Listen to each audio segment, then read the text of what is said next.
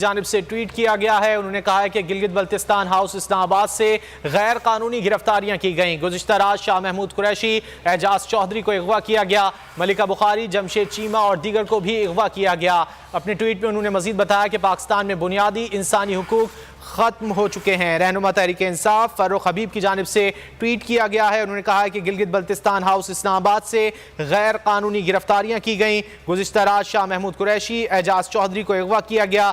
मलिका बुखारी, जमशेद चीमा और दीगर को भी अगवा किया गया। फर्रुख हबीब ने अपने ट्वीट में मजीद लिखा कि पाकिस्तान में बुनियादी इंसानी हुकूक खत्म हो चुके हैं।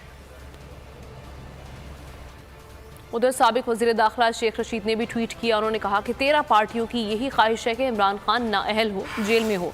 शहबाज शरीफ की तकरीर रज़िया भट्ट का नावल थी। शेख रशीद ने ट्वीट करते हुए कहा कि पाकिस्तान की अजीम फौज कभी अपने अवाम पर गोली नहीं चलाती। हुकूमत की अहलियत और सलाहियत सिफर है, इनकी सियासी मौत हो चुकी है।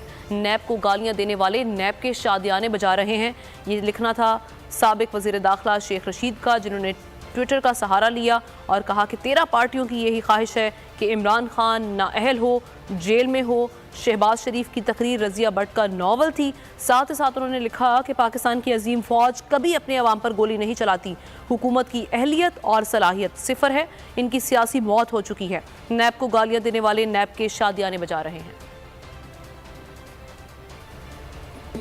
ओवरसीज पाकिस्तानियों का भी इमरान खान से इजहार यकजहती। PTI वर्जीनिया चैप्टर का मिनी पाकिस्तान स्प्रिंगफील्ड पर एहतजाजी रैली में खवातीन, बच्चों और बुजुर्गों की शिरकत। इमरान खान ने पाकिस्तान की सोई कौम को जगा दिया, मुकर्रीन की जानिब से ये कहा गया है। ओवरसीज पाकिस्तानियों का भी इमरान खान से इजहार यकजहती। PTI Virginia chapter